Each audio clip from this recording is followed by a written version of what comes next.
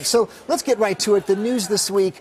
Are you actually getting offers to go run a different league or some Fortune 500 companies? A lot of shareholders out there thinking maybe you're going to run their company. I'm flattered, but I'm not going anywhere. I love my job at the NBA. The NBA has never been on a greater trajectory. I think, I know you've talked to some of our other team owners today.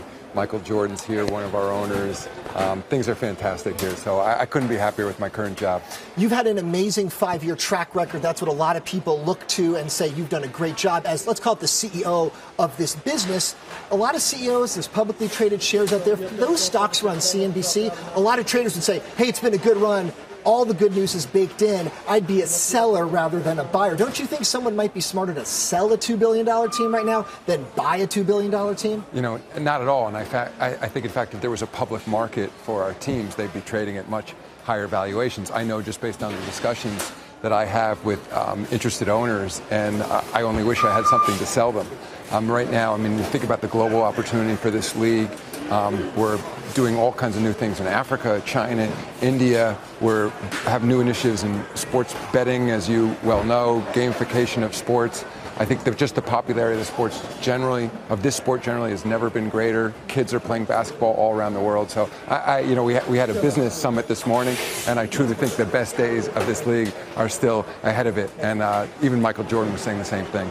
And we have a question coming from Tyler in the studio. Tyler, go ahead and tell us what you got. I don't know whether Commissioner Silver can hear me in his ear, but if not, maybe you can relay it. It's really an observation and a question. The observation is, I am amazed at how well the NBA has turned itself into a 12-month-a-year subject of sports conversation. That's the observation. The question is, like some other leagues, you've got some teams and franchises that are haves and some that are have-nots. And some of that depends on the size of market.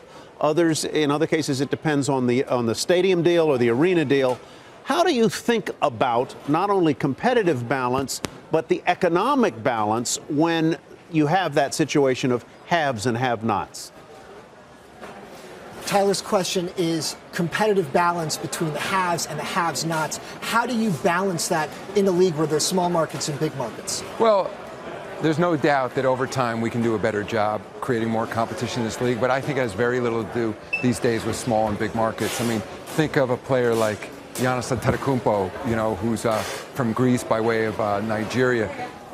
He's a global icon, and he plays in Milwaukee. I don't think anyone thinks if he were down the road in Chicago, somehow he would become more popular just based on that. In this day and age, it's about success on the floor. So I think there are things over time we can deal with in terms of competitive balance, but I think it has very little to do with market size. I think players have tended to congregate together in certain markets. We had an unusual spike in the cap, which allowed Golden State to bring in Kevin Durant, obviously well within the rules, but I don't think it had much to do with that particular market. I think you had a player become a free agent, had a desire to play on a top-notch team, and he went. But so those are things that can be worked out over time, but I think increasingly it's not about market size, it's about management in this league, and it's about developing a great culture and winning.